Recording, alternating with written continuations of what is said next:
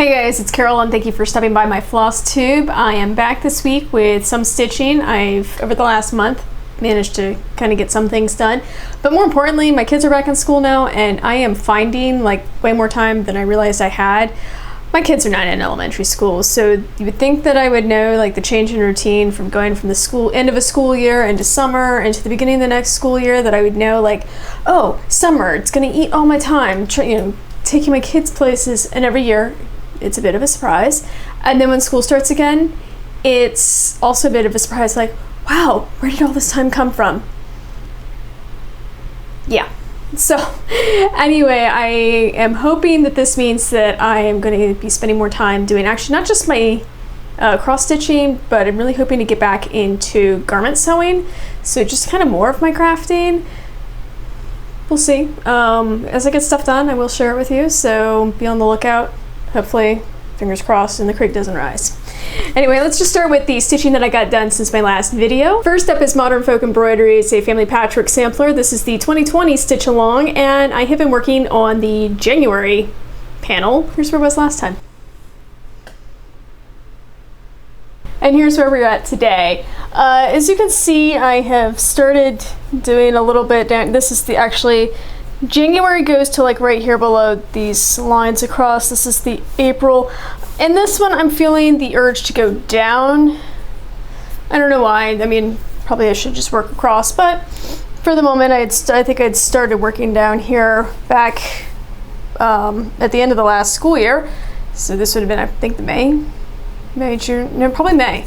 It's been that long. So that I had started working down here coming into April. So just working in this. I did not dedicate a lot of time to it, but the funny part is realizing that I wasn't going to do Sampler September.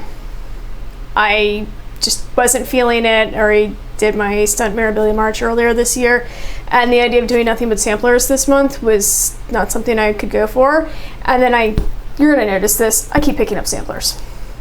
Go figure. Anyway, this one, loving it. I have not put as much into it as some of my others, but I love this piece, so I'm hoping to put more time into it over the next week. My next piece is Modern Folk Embroidery's The Fruit of Plenty. This is the sampler that got pretty much all over the last month. This has been the piece that I've been focused on, so I'm actually really happy with where I am. This is where I was last time. And this is where we are today. This, guys, is close enough for page finish for me to say that January is done. There is obviously a little bit over here that is not, but it's where my lighter color continues into the February. And what I didn't want to do is I do sometimes have trouble with tensioning across obvious breaks like that. So I was trying to leave it for these. I'm just going to come across when I start February, but guys, I got January done. Now, I know I intended to get this done back in June. It is now September, but whatever. I straight up love this piece. It is so awesome, and this is so much fun. I think it was having the motifs done in the negative space. It's really pulled me into wanting to do this project in the first place, but until like about 4 days ago, I really didn't have a lot of that going on, so it was so nice. Now, I do want to say, I saw on Instagram, okay, the thing I hate to say when is I saw on Instagram, I never remember people's usernames, like I pretty much hit the like button and move on, but there was someone who had completed this, and she did it in a single color, so it was, instead of having the stitching here, she was stitching in this negative space and leaving this white. Guys, it looked amazing. It was so cool. And I guess if I were the type that maybe didn't want to do because this is a lot of stitching in here, if I were the type to not want to do that, doing it in just the monochromatic, so worth it. Like, such a pretty piece. But then again, I mean, I love this piece anyway. I love it so much. I mean, I love actually most of Modern Folk Embroidery stuff. It just calls to me. So anyway, I obviously count this one as a sampler. The thing I do love about it, because I was having this discussion with my sister actually on the phone today. She is decided to really get back into cross stitching, and she's saying the part about she was enjoying seeing my samplers, and I mentioned that it's like I don't really like the ones that are just alphabets because there's only so many ways you can do an alphabet. I mean, there's a lot of ways you can do an alphabet, to be honest, but it's the same thing over and over again. I like the ones that either don't really say much, like they have a different pithy phrase, be it, you know, something fun, something biblical, if you're going for like a more reproduction style sampler, any of that. But I love all the motifs. I am realizing that's what I love most when I stitch samplers, so going with it. But so cool, so happy. I actually am gonna have to basically force myself to put this down for a little bit just so my other projects can get a little bit of attention. It's okay, because it'll be back soon enough. Oh, I love it. My next piece is Mirabilia's Royal Holiday. I would be showing you my picture right now, except for I lost the pattern. Like the envelope, I can find all my other Mirabilias, except for Royal Holiday. It's around here somewhere. So here's what it's supposed to look like. Here's what it looked like last time.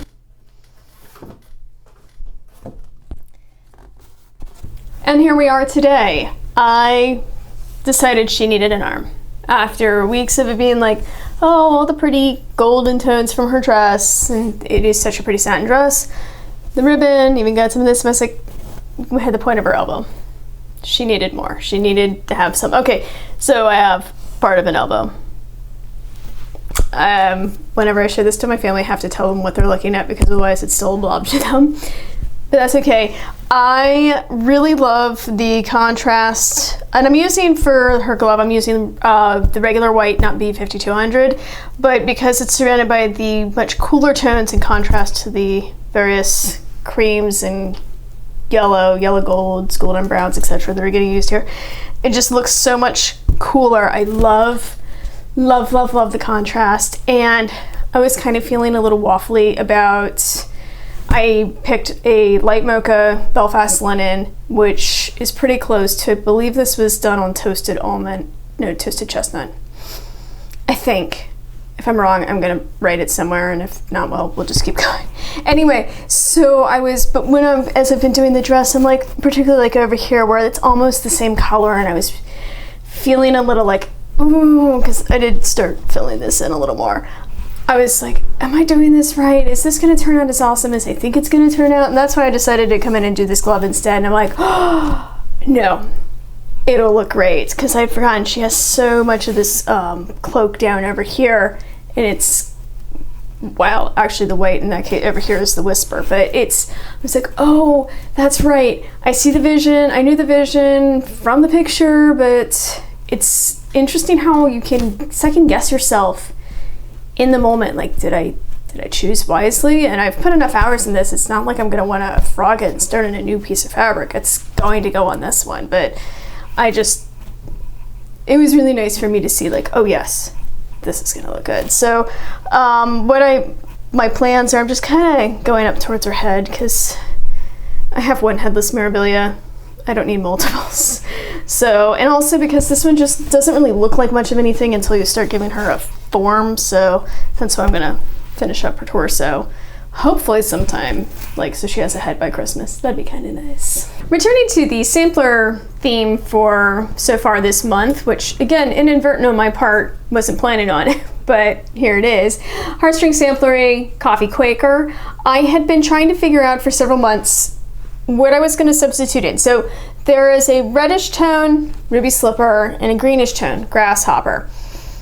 Okay, and they're very pretty colors. The problem, I don't look at either of those colors and think coffee in any way, shape, or form. And so I decided that I needed to switch them out, but I had been kind of honestly slow rolling and I wasn't making any decisions. Well, I was at my L&S and staring at the stuff on the wall, and actually was pulling a whole bunch of floss for Consider the Lilies at the time, so you can tell this has been a while. And I saw mocha. Okay, first of all, it's called mocha. Literally one of my favorite flavors for coffees. And it's not in here at all. Well, now it is. And then I realized, okay, I've added a brown, I need to add another brown. So I really liked the tones of Weeks Dye Works Havana. It's basically the color of like good tack. which should be a nice dark brown.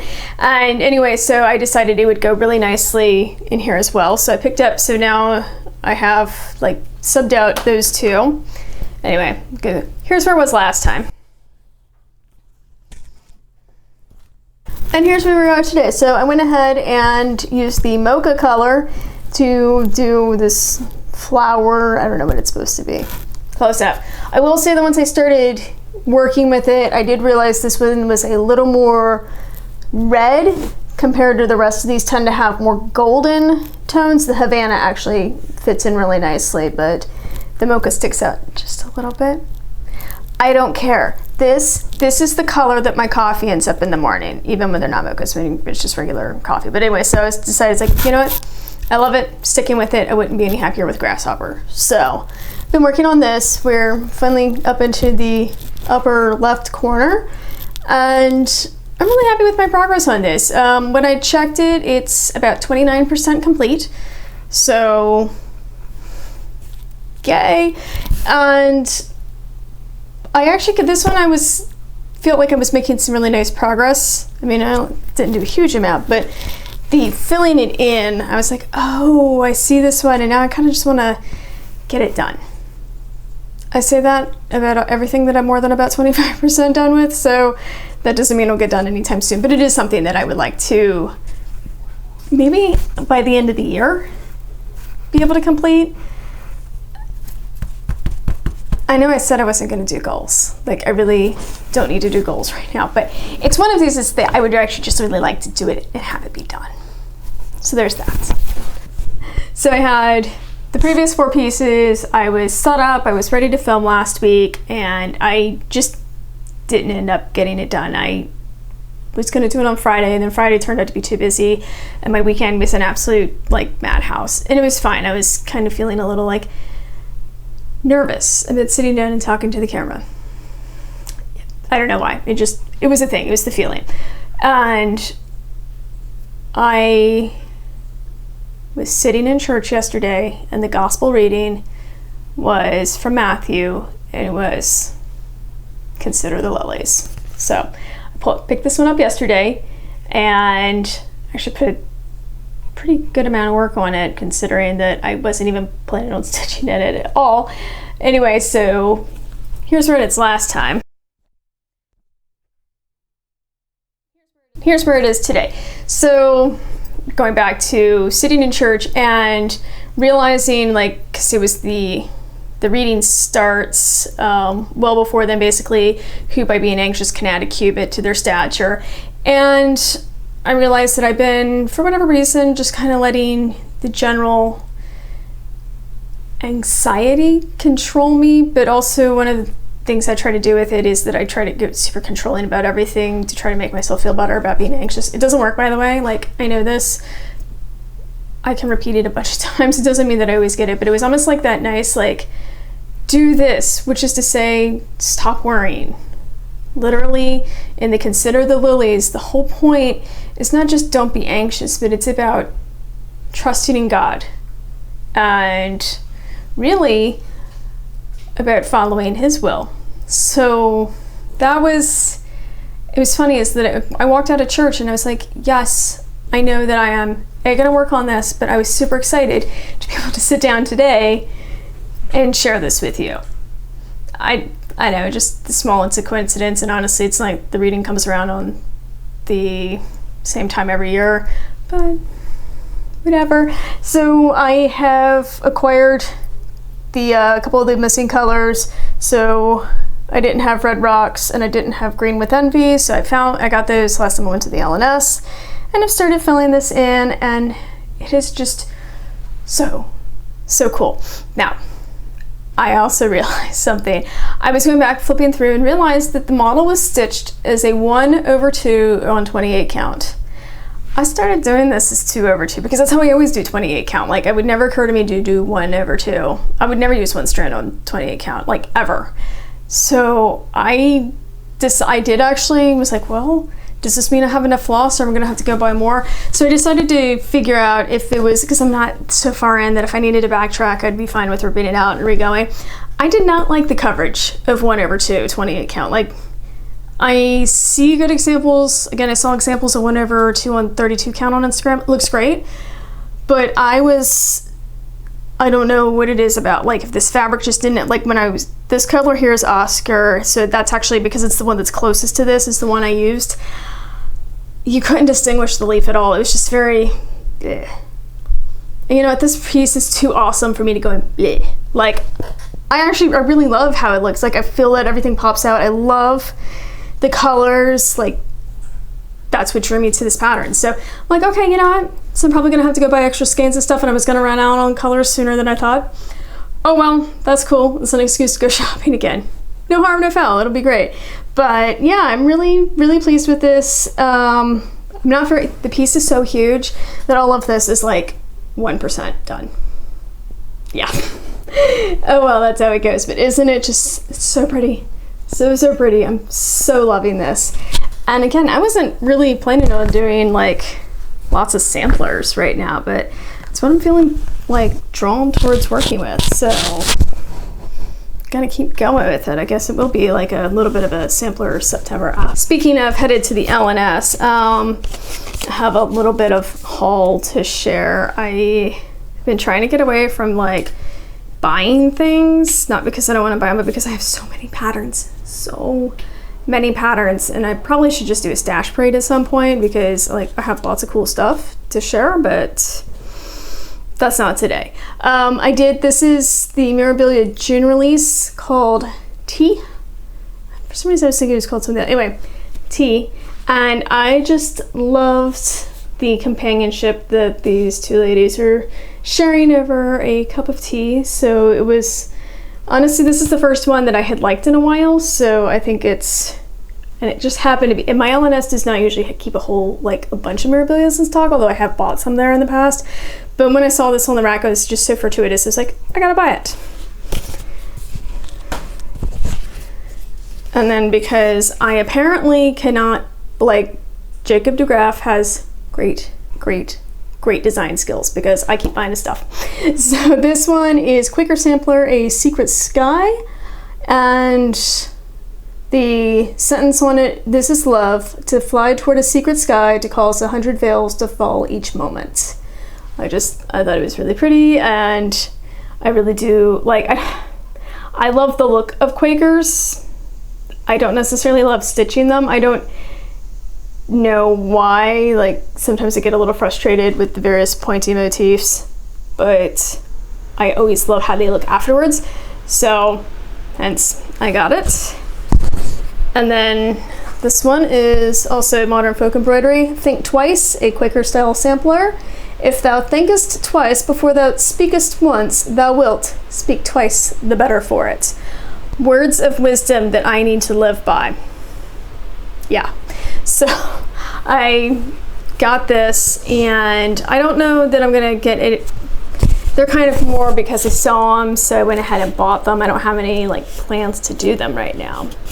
I did pick up one in June, also at my LNS. So this is a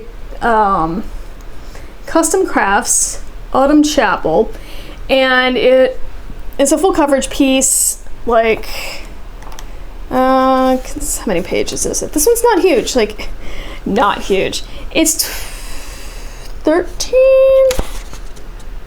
15, okay, bigger than I thought. Okay, it's 16 pages. I mean, compared to my Haid that's 49, this is much smaller. But I had bought it kind of more on a lark, but the problem is, I bought it in June. It wasn't, like, I thought it was cool, but I wasn't necessarily interested in it, like, at that moment. But seasonality, apparently, is, like, my thing. It's still kind of summer-like here, but the nights are cooling off, finally.